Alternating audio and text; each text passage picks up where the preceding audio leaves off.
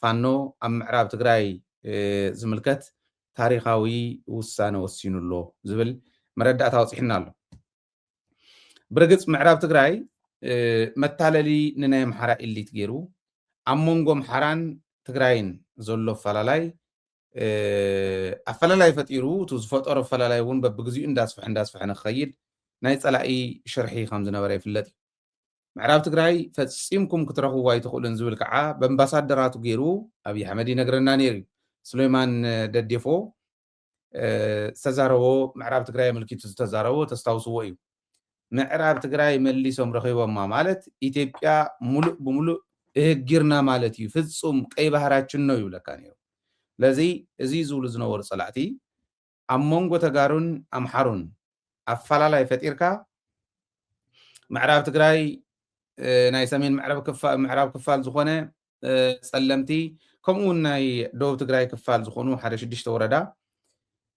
ቆሪጾም ወሲዶም እዚኦም ሂብናኩም ኣለና ብዝብል ኣምሓራ ንትግራይ ክሕዘሉ ትግራይ ንኤርትራ ክሕዘሉ ኣብ መንጎ ኣብዞም ህዝብታት እዚኦም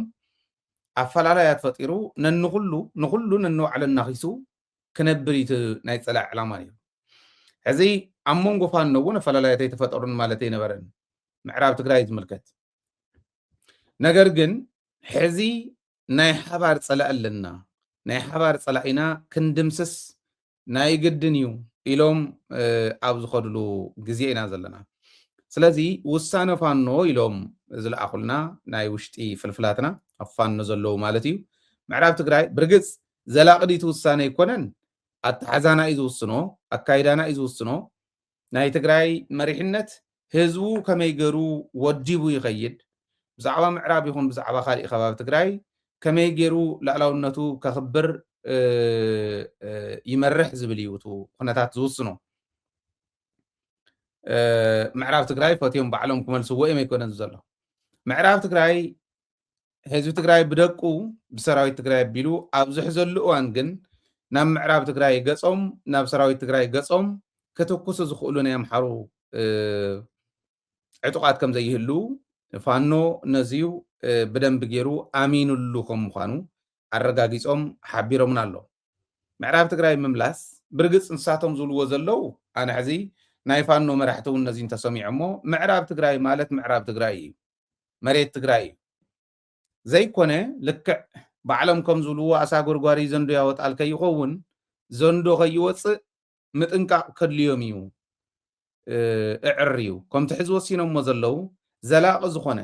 ስትራቴጂክ ረኽቢ ናይ ህዝቢ ትግራይን ህዝቢ ኣምሓራን ከሳልጡ ክኽእሉ ኣለዎም ሕዚ ወሲኖማ ዘለው ኣብ ተግባር ብዘላቕነት ክትግብርዋ ክኽእሉ ኣለዎም ዝብል እምነት ኣለኒ እንታይ ማለት እዩ ክውስኑ ከለው ኦኬ ሕዚ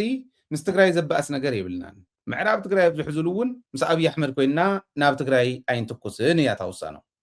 እዚኣ ጽብቕቲ እያ ንሕና እውን ነድንቕ ኣየድልየኩምን ጥራሕቲ ኣይኮነስ ብስሩ እውን መሬት ትግራይ ይመለስ ተዝበሃል ካሊእ እዩ ክኸውን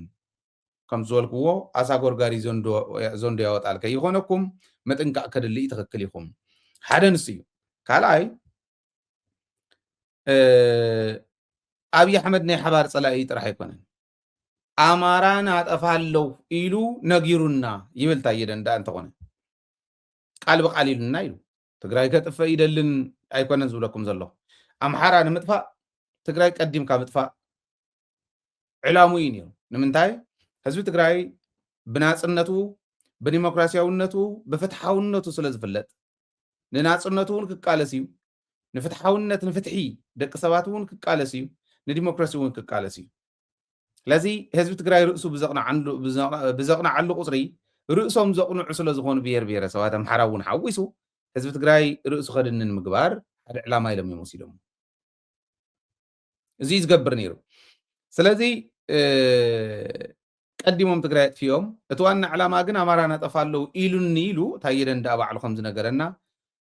ክርድእዎ ክእሉ ኣለዎም ኢቱ ሓደ ዓብዪ ነገር ስለዚ ምዕራብ ትግራይ ኣብ ዘምልስሉ ተጋሩ ብረትና ወዲርና ናብ ተጋሩ ገጽ እንትኩሰሉ ኩነታት የለን የጋራ ጠላት አለን የጋራ ጠላታችን አብረን በጋራ እንደመሳለን ዝብል ወሲኑ ከም ዝወፀፋኖ ሓቢሮም ኣለዉ እዚ ተሓቢርና ኣሎ زي قبل كله جن كل جزء أنا كم هايلة ناتي سلتي زولو نايب علي امنتون بدن بغير ذا امنلو هايل انت خونا نهيوتون بغلت اجر رقيص خرق خللو اما نم ديبندنت خونا يدليون حزبي ون انت خونا خم تግራይ ፖለቲካ አይኹን ዲፕሎማሲኣ ናይ ሚሊተሪ ጉዕዞ ኩሉ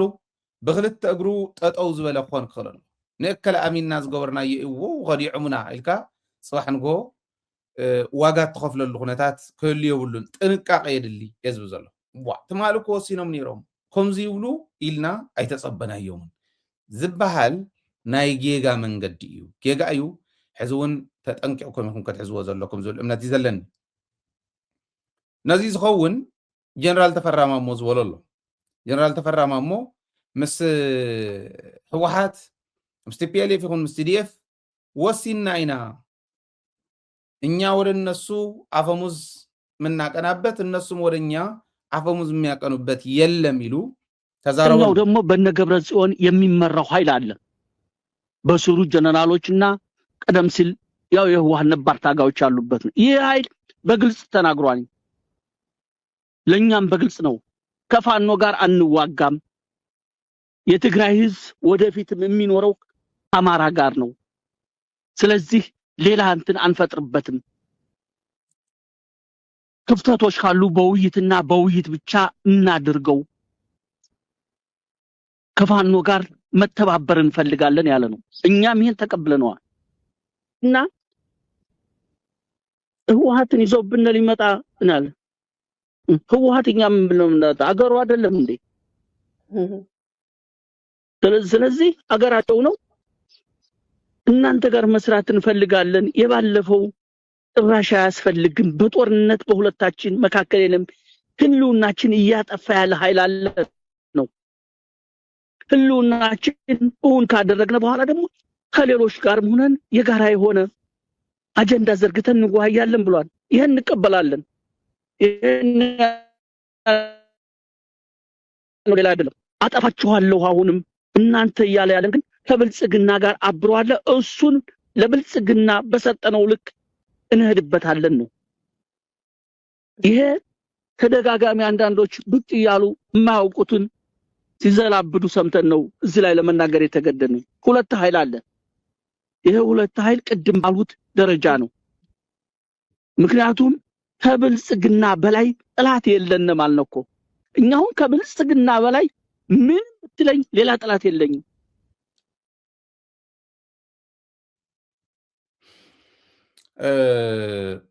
እዚ ጥራሕ ግን ኣይኮነ እንተ ከምኡ ዝብለኩም ዘለኹ ኣነ ዝብል ዘለኹ ፋኖ ኣብ ኣኼባታት ስለ ዝቐነ እቶም ኣባት ኣርበኞች ዝበሃሉ ፀረ ትግራይ ከስልፍዎም ዝፃዕሩ ሕዚ እውን ዝምክርዎም ዘለዉ ሰባት ተሳዒሮም ናብ ትግራይ ንትኩሶ ጥይት ፍጹም የለን ተስማዕሚዕና ኢና ኢሎም ከም ተሓዝ ዝገልፃ ዘሎ ኣብ መድረኻት ከም ዝገለፅዎ እዩ መረዳእታና እቲ ዝገለፆ እውን ግን ዓብዪ ነገር እዩ እቲ ናይ ቅድሚ ሕዚ ኣየድልን እቲ ናይ ቅድሚ ሕዚ ኣየድልን ክንብል ከለና ወይለ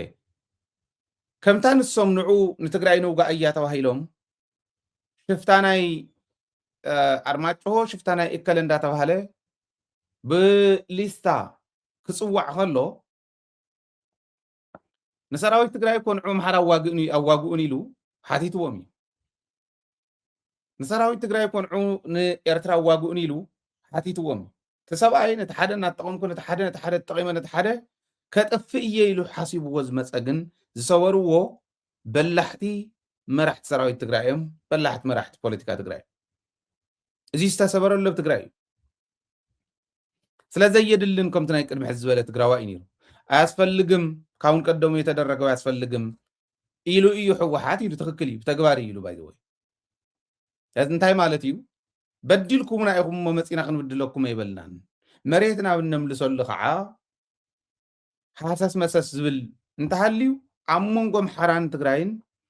ኣፈላላይ ፈጢሩ ዘለዓለማዊ ዝኾነ ኣፈላላይ ይፈጥር እሞ ዘለዓለሙ እናተጠቐመልና ክነብር እያ ዓላማ ናይ ኣብይ ኣሕመድ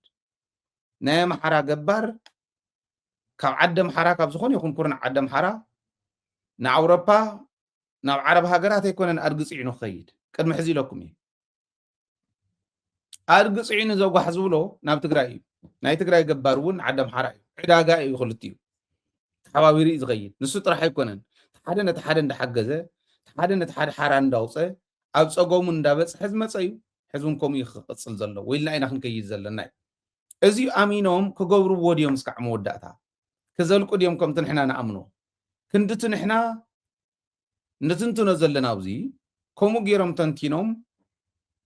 ንዓዲ ኣምሓራ ንህዝቢ ኣምሓራ ድጋፉ ኣይኡ ማእገሩ ህዝቢ ትግራይ ኢሎም ኣሚኖም ክኸዱ ይኽእሉ ዶ ዝኸዱ ክህሉ እዮም ተረድኦም ምእንተ ህዝቦም ዝቃለስ ክኸዱ እዮም ምእንተ ከብዶም ዝቃለስ እንተኮይኖም ከምቶም ሰብ ሃፍቲ ቀቅሎ መብላትና እንዳበሉ ቀቂሎም ዝበልዑና ጠቢሶም ዝበልዑና ከም ጤል ከማኣቶም ዝበለ እንተሃልይዎም ግን ጋዶ እዩ ስለዚ እንታይ ኢኻ ትገብር እቶም ቅኑዕ ዝሓስቡ ከምቲ ሕዚ ተፈራማሞ ዝብላ ዘሎ ጀነራል ተፈራማሞ ዝብላ ዘሎ ብቕንዕና ዝመፁ ብቕንዕና ዘስተኣናግድ ግራውንድ ተመቻችወሎም ግን ዋት ኢፍ ዝብሉ ሕቶታት ከተቕምጥ ክትክእል ኣለካ ንኣብነት ኦኬ ብልፅግና ስዒሩ መፅዩ ኣዲስ ኣበባ ኣቲስ ተመሊሱ መፅዩ ምዕራብ ትግራይ ክሕድገካ ኢልካ ሓሲብካ ኣይኮነን ተዝሓስቦ እውን ዓቕሚ የብሉን ኩነታት እውን ኣይፈቅደሉን ኣብዚ ሕዚ ዝኒሃ እዋን ግን ኣምሓራ ኣታሊሉ ናይ ኣምሓራ ፋኖ ኣታሊሉ ናይ ኦሮሞ ናፅነት ሰራዊት ኣታሊሉ ናይ ዓፋር ኣታሊሉ ናይ ካሊእ ኣታሊሉ ናብ ትግራይ ኣፎም ዝከቕንዑ ምግባር ስለ ዝኾነ እቲ ተንኮል ናይ ብልፅግና ከመይ ጌርካ ኢኻ ንዕኡ ተኣልዮ እዩ ሕዚ ኣይሓሰብና እዮን ነርና ከምኡ ክገብሪኦም ኢልና ይገመትናን ነርና ዝብል ከም ዘይዋፀና ቅድሚ ሕዚ እውን ኢልና ኢና ኤርትራ ከኣቱ እዮም ኢልና ይገመትናን ኣምሓራ ከምኡ ገይሩ እንተሎ ሽፍትኡ እንተሎ ካሊኡን ሒዙ ክመፀና ኢልና ይገመትናን እዚኣቶም ብምልኦ መውዲቖምና እንዲዮም ሓቀይ ካብ ውድቆቱ ዘይመሃር እንተኮይኑ ኣብ ዝሓለፈ ነጊረኩም እዩ ንዓና ዘመረቁና በላይ ኣበጋዝ እዮም ዶክተር በላይ ኣበጋዝ እዮም ኢለኩም ኢድየት እዩ ካብ ባዕሉ ዘይመሃር ይብሉ ካብ ባዕሉን ካብ ካሊእን ካብ ናይ ካሊእን ካብ ናይ ባዕሉን ውድቀትን ዓወትን ዘይመሃር ኢድየት ይበሃል ይብልዎ ካብ ናይ ባዕሉ ጥራሕ ዝመሃር እንተኮይኑ ንኻልኦት ዘይርኢ ከዓ ማእኸላይ ሰብ ዝበሃል እዩ እቲ ብሉፅ ዝበሃል ናይ ባዕሉ ውድቀትን ናይ ባዕሉ ዓወትን ብዘይ ምሕረት ዝግምግምን ካብኣቶም ዝመሃርን ናይ ፀላኢ ይኹን ናይ ካሊእ ውድቀትን ዓወትን ብዘይ ምሕረት ዝግምግምን ካብኣቶም ዝመሃርን እዩ ትዕውት ዝበሃል ብሉፅ ዝበሃል መራሒ እዚኣ ዝገብር እዩ ስለዚ እዚኣ ብለና ኣሎ ተፈረማሙ ፋኖ እውን ወሲኖም ይብለኩም ኣለኹ ኣነ ባዕለይ ብደንቢ ደው ኢለ ዘረጋገፅኩ ወይ ናይ ፋኖ ውሳነ እንታይ ይመስል ነይሩ ክንብል ከለና ባዕሎም እቶም ፋኖም ሳና ይቃለሱ ስለ ዘለው ንሕና ምስ ትግራይ ዘዋጋእና የለን ትግራይን ኣምሓራን ዝዘራረባሉ እንተሃልይወን ኣብ ጠረጴዛ ዙርያ ከፍ ኢለን ክዘራረባ እየን 21 ክፍለ ዘመን እዩ ማንም ሽፍታፍቲ ነፍቲን ዝነበረ ኣብ ሽፍትነት ዕድመ ልኩዕ ዝሕለፈ መሳፍንቲ ዝበሃል ካሊእ ዝበሃል ወፂኡ ስለ ትግራይ ሚድያ ተዛረበ ካሊእ ኣብ ሶሻል ሚድያ ተዛረበ ተባሂሉ ዓጀብጀብ ዝበሃል ነገር የለን ኣብ ፋኖ ግልፂ ዕላማና ብልፅግና ይቀዳማይ ፀላኢና ብልፅግና ክነጥፍ ኢና ብልፅግና ዘጣፍኣና ኩሉ ፈታዊና እዩ ንብልፅግና ሓንቲ ጭንጫ ዘቕብሎ ንቅድሚት ንክራመድ ፀላኢና እዩ ሕዚ ምስ ትግራይ ሓቢርና ንቃለስ እምበር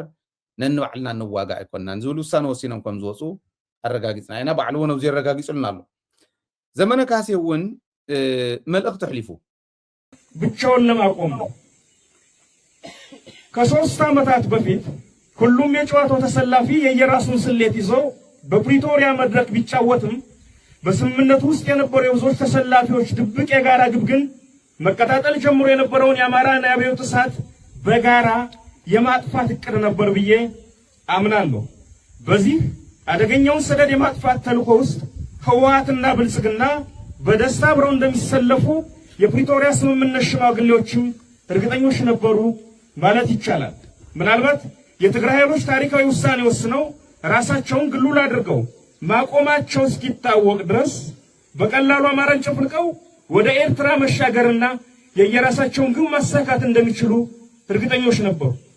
ባልጠበቁት ሁኔታ ህወሓት የራሱን ስትራቴጂካዊ ስሌት ይዞ አማራን አልወጋም ኤርትራ ላይም አልዘምትም ሲል ቀመሩ ተዛባ። የአማራ ሁሉና ትግልን በመካከል በፍጥነት ሌላ ደረጃ ላይ ደረሰ። ከመጀመሪያው ቀን ጀምሮ በአንድ እጁ እየተዋጋ በሌላኛው እጁ የራሱን ትግሉን የሚመራ ተቋም ፈጠረ። ይህ ሲሆን የጨዋታው መልክ ሙሉ በሙሉ ተቀየረ ማለት ነው። አብይ አህመድ ግን እድሎች ከተገኙ አሁንም እዛው ጨዋታ ውስጥ መሆኑንና ተስፋ ለመቁረጡን የሚያሳየው በተለይ ባለፉት 3 ወራት ውስጥ አማራውን ለመነጠል የሚያደርገው ሩጫ ነው። በዚህ መሃል አንዳንድ አውቀው የተኙ ወይንም በአሞሌ ጨው ራሳቸውን የሸጡ የኛን ወገኖች ሳይ ሌላው ሁሉ ይቅር፣ ይህ ሁሉ ሩጫና ግርግር አማራን ብቻውን አቁሞ ለማጥፋት በመመኘት የሚደረግ መሆኑን እንዴት ማወቅ ተሳናቸው እላለሁ። ለዚህ ፍኝ እድሜስ ስንት ዓመት አሞሌ ይላሳል? በእኔ እምነት የፕሪቶሪያ አፈራራሚዎች ዋና ግን ጸረ አማራ ብለው ያሰባቸውን ኃይሎች አስተባብረው እየተነሳ ያለው አዲሱ የአማራ አብዮት መንፈስ ላይ ማስመት ነበር። ለጊዜው አልተሳካም። እነዚህ ኃይሎች የአማራ ልዩ ኃይል እንዲፈርስ ለአብይ ቀጭን ትእዛዝ ሰጥተዋል። ልዩ ኃይሉ ፈረሰ። ያም ሆኖ ያሰቡት ሳይሳካ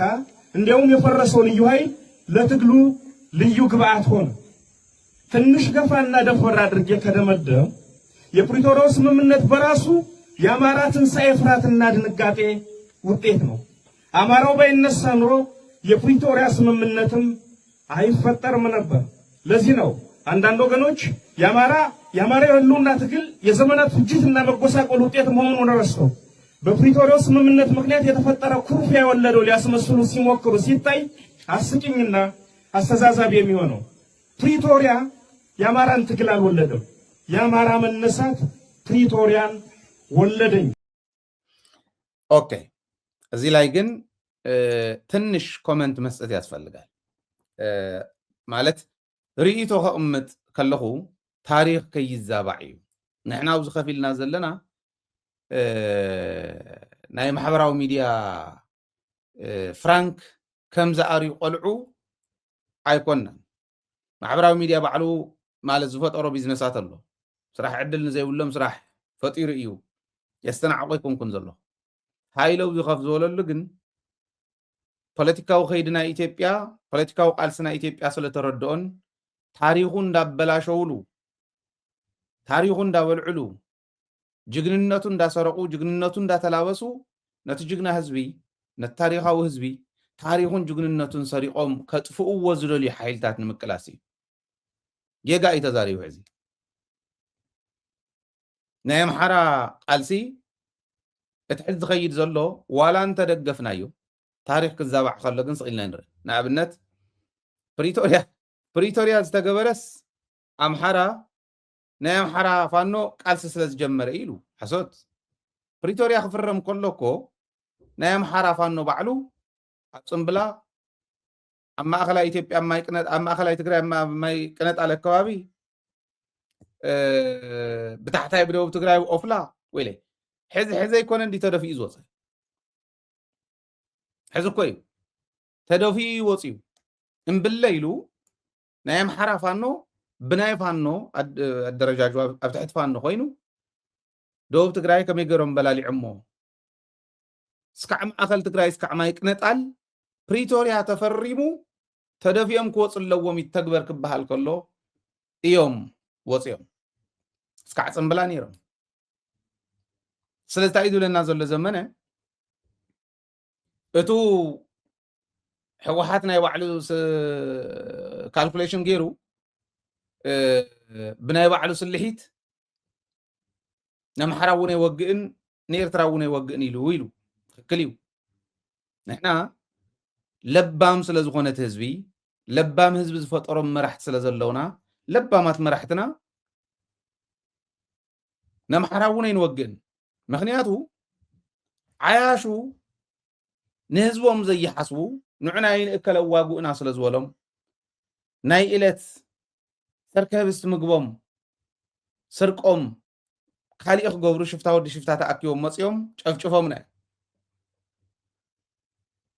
ንዕዋጉኡ ንክብል ከሎ ከይድካ ንዕኦም ነቲ ህዝቢ ዋላ ዘየጥቃዕኻ ንዕኦም ኣብ ዝኣተውዎ ኣቲኻ ኣሪኻ ዋጋ ምክፋል ይከኣል ነይሩ። ትግራዋይ እዩ ተጋዳላይ ንብሎ ዘለና ሰኢሉ ተራ ኮታራ ኣይኮነ ተራ ሽፍታ ኣይኮነ። ንኤርትራ ገፅ እውን በዲሎምና እዮም ሓትና እዮም ልክዖምቲ ናይ ኣምሓራ ንብሎ ዘለና በዲሎሙና በዳሊ ኣብ ልዕሊ ህዝቡ ጨፍጫፍ ዘምጽእ ንጉስ እየባህለ ክመጽእ ከሎ ኣብ ልዕሊና ጨፍጫፍ ውሪዶም ታሪክ ዘይርስዑ ጨፍጫፍ ውሪዶም ሞነድ ገማደ ንሳ ጌጋ እያ እንተልናያ በምሓራውን ብኤርትራውን ዝበፅሓና ጌጋ ስለ ዝኾነ ናይ ኣብይ ኣሕመድ ኦርደር ተኸቲሉ ዘለዎ ተሸኪሙ ትግራይ ከጥፍእ ከም ዝመፀ ኩሉ በል እንድሕሪ ኢልካ በልዕ ጥቐና እሞ ከምዚ ግበረልና እሞ ትዝበደልካና እዚ ግበረልና እሞ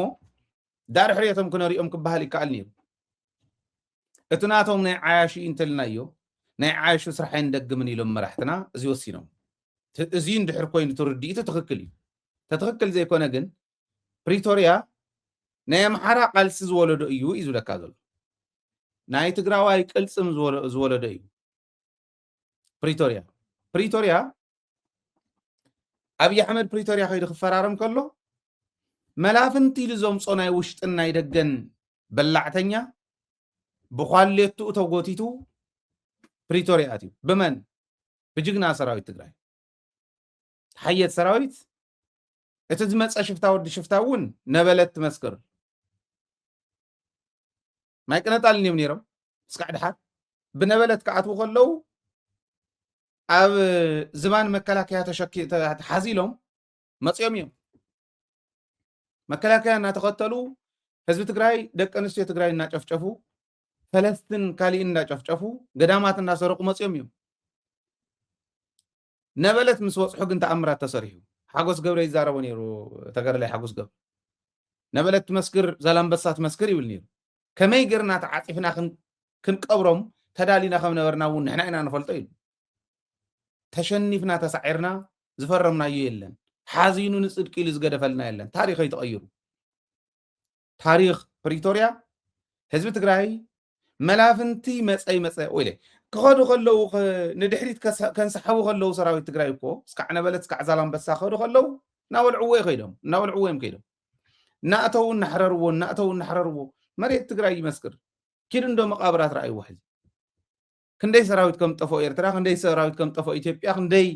ናይ ኣምሓራ ሽፍታ ከም ተበልዐ እኮ ኣብዚ ኮነ ኣነ እትፈልጥ ኣብዚ ኔት ዶኩመንት እከለ ወዲ እከለ እንዳበልና ክነርድእ እውን ንኽእል ነርና ኢና ብኤርትራ ገፅ ፅምዶ ፈጢርና ኢና ባዕሎም የርድእዎም ፀገም የለን ሕዚ ንሕና ሰላም ታዝ ተጀመረት ሰላም ስትራቴጂክሊ ምስጋር እያ ተድልየና በምሓራ እውን ንሳ ስትራቴጂክ ምስጋር እያ ተድልየና ምክንያቱ ስለ ጦርነት እንፈልጥ ስለ ሰላም እንፈልጥ ህዝቢ ስለ ዝኾነ ህዝቢ ትግራይ ዓንዲ ኢና ይተኸባቢ ተፈተወ ተፀለ ጃህራ ኣይኮነን ተላፊኖም መፅኦም ጭርኦም ደጉሎም ክሃድሙ ዝገበሮም ቅልፅም ትግራዋይ እምበር ማንም ስለተኣከበ ማንም ስለ ዝበለ ይኮነ ብግልፂ ከዓ ፕሪቶሪያ ክፍረም ከሎ ኣብ ትግራይ ውሽጢ ኩርኮ ወዲ ኩርኮ ንምእራይ ዘሎ ንብረት ትግራይ ንምስራቅ ፍንድእድእ ዝብል ዝነበረ ፕሪቶሪያስ ቃልሲ ኣምሓራ የልዒልዎ ኢሉ ከምዚ ዝበለ ናይ ታሪክ ቀልበሳ የለ እንተዘይፅሒፍናዮ ሕጂ እውን ታሪክ ክቕይር እዩ ነጊረኩም የብሎም ናይ ክልተ መዓልቲ ዝነበረ ሸው ሃፀይ ምኒልክሲ ጥሕኖ መኪና ዝእተውሶም እዮም ኢሎም ፅሒፎም ድሓር ኣነ እኳ ንባዕለይስ ቅድሚ 2 ዓመት ይመስለኒ ፕሮፌሰር ገላውዲዮስ ኣብ ዝኾነ መድረክ ክዛረቡ ሰሚዐ ተኣሪመ ባዕሊ ምኒልክ ዝመስለኒ ይርአ ነው ሃፀይ ዮሃንስ እዮም እትዮም ንመቐለ ናይ መጀመርያ ጥሕኖ ዘየለ ክፅሓፍ ከሎ ፍቕ ኢልና ኢና ንቕበል ነዚኣ እውን ነዛ ብዓይንና እንዳርኣና እያ ተፈፀመት ሓየት ሰራዊት ትግራይ ንዝመፀ ሽፍታ እውን ርእሱ ንዝመፀ ዕሱብ እውን ርእሱ ኣብ ጎቦታትን ሩባታትን ትግራይ ዋላ መስዋዕትነት እንዳኸፈለ እንትኾነ ተኣምር ሰሪሑ ቀቢርዎ እዩ እዚኣ ምስ ኮነት 4 ታንክን 46 ታንክ ዝገጠማሉ እኮ እዩ ዛላምበሳ ግንባር ማለት እንታይ ኢኹም ክትብሉ ደልዮም ኦኬ 5 ዘይኮና ታንክን 50 ገለን ታንክ ዝገጠማሉ እኮ እዩ ብነበለትን ብኻሊእን ማለት እንታይ ክበሃል ተደልዩ ኣብኡ ደይነበሩን ፕሪቶሪያ ተፈሪሙ ደፊኡ የውፅዎም ቅልፅም ትግራዋይ ዘምፆ ፕሪቶሪያ ተፈሪሙ ደፊኡ የውፅዎም ሽፍታ ወዲ ሽፍታ ተኣርዮም ዝወፁ ስለዚ ዘየለይ ትዛረቡ ድሓር ተዓሪና ኢና ተረዲእና እዩ ህዝቢ ትግራይ ክንበልዕ ህዝቢ ትግራይ ክንወቅዕ ኣይንደልን ምክንያቱ ኣብይ ኣሕመድ ኣታሊሉ የምፂና ኢልኩም ይቅርታ ምሕታት እዩ ዝሓይሽ ብግልፂ እምበር ፕሪቶሪያስ ቅልፅም ትግራዋይ ባጎቲት ወሲድዎ ተኮረፈ ይነበረን ክንብል ኣይንኽእልን ተኮረፈ ብዙሕ እዩ ነይሩ እሱ እውን ሓቂ እዩ ሓሶት የብሉን ሳቶም ተኮሪፎም ኣብይ ኣሕመድ እውን ንዓኣቶም ነቶም ተኮረፉ ክወቅዕ ንትግራዋይ ክወቅዕ እዩ እቲ ጉዳይ ፈሪምዎ በቃ ይዋፀኒ ሕዚ ተጋሩ ክደፍኦም ኣይክእልን ታተዋፀኒ ንተጋሩ ሒዘ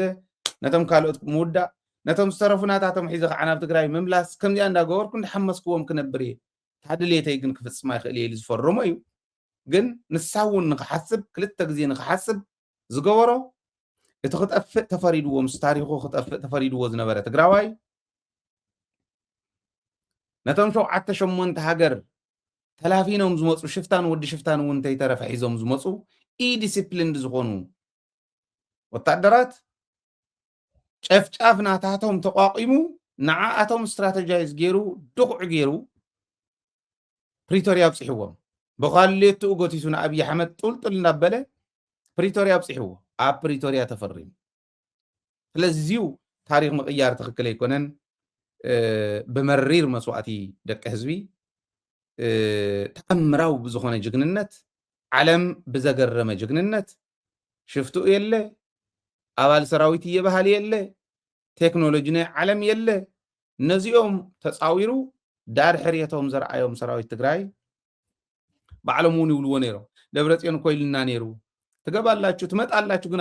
ኣትወጡም ኢሉና ነይሩ ኢሉ ተኣትዩኹም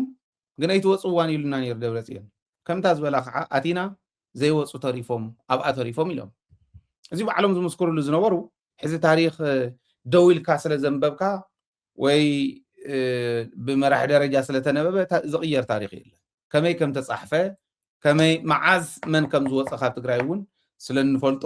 ኣግባብ ሒዙ እንተዝኸይድ ታሪክ ብታሪክነቱ እንተዝቕመጥ ይግረም ክብል ደልየ እንተቱ ሕዚ ወሲኖሞ ዝወፁ ግን ትኽክል እዩ ባይዘወይ እንዳቀባጠርካ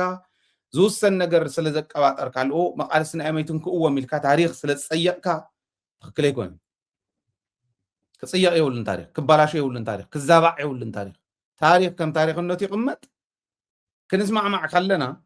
ኤርትራውያን ሓዚኖምልና ኣይኮኑ ንሕና እውን ሓዚንና ኣሎም ኣይኮኑ ዝተረዳእና ኩነታት ኣገዲዱ ንዕኦም እንደፊኡ ንዓና እውን ደፊኡ ኣምፅኡ ኣብዚኣታ ናይ ሓቂ መድረኽኩም ኢሉ ናይ ፍፁም ደምፂና ኣሎ እዚዩ ንሕና ንኤርትራውያንን ተሓዛዚንና እንተይኮነስ ኩነታት ደፊኡ ነቲ ሓቂ ንክንፈልጥ ዝገበረና ኩነት እዩ እዚ ክንፈልጦ ክንክእል ኣለና ሰሙን ሓዚኖም ኣይኮነ ንሕና እውን ሓዚንና ኣይኮነ ናፍታ ምዕሪት ቦታ ዝመፃና ግን ታተዋፀና ንሳ ምዃና ዘፍለጠና ትሕዚ ተፈጠረ ኩነታት ዓደም ሓራ እውን ከምኡ ወፂኦም ቶም ሕዚ ትሕዚ ዝዛረብ ዘሎ እኮ ኣብ ትሕቲኡ ዝነበሩ ሰራዊት ኣክሱም የማን ነው የኛ ነው እንዳለ ሳይኮሎጂካል ዝፃወት ዝነበረ ሓይሊ ተደኩዑ ምስ ወፀ ዳር ሕርየቱ ምስ ረኣየ ክንደይ ድኦም ቶም ዝሞቱ በብመንገዱ ነርዳእኩም ደይነበርና ነው ዝኾይና ተመሊስኩም ደረኣይውን ሃና ሸዋት ስለዚ እዚኦም ታሪክ ንክዛባዕ ምክንያት ክኾኑ የብሎምን እንተትሕዚ ዝወሰንዎ ምስ ትግራይ ዘዋጊ የብልናን ምስ ትግራይ ኣላይሲ ኢና መላፍንቲ ኢና ተላፊና ናይ ሓባር ፀላእ ክነጥፍ ኢና ምባልኩም ግን ትኽክል እዩ ንሕና እውን ኣብ ጎንኩም ኣለና ፀላኢኹም መጥፍኡ ፀላኢና ኢና ንዓና እውን ንክጠፍእ ንሕና እውን እታ ናይ ባዕልና ታመጠና ታናዓና ትምልከት ክንገብር ኢና ኢልካ ክኸየድ ክኽእል ኣለዎ እዩ ከም ትካል ንሕና እውን ኣብ ጎኖም ኢና ናይ ሓባር ፀላእ እስካዕ ዘጥፍኡ ታሪክ ክበላሾ ከሎ ግን ስቂልና ንርኢ ኮናን ክንእርም ናይ ግድን ስለዝኾነ እዚኣ የርማ ኣለኹ ማለት እዩ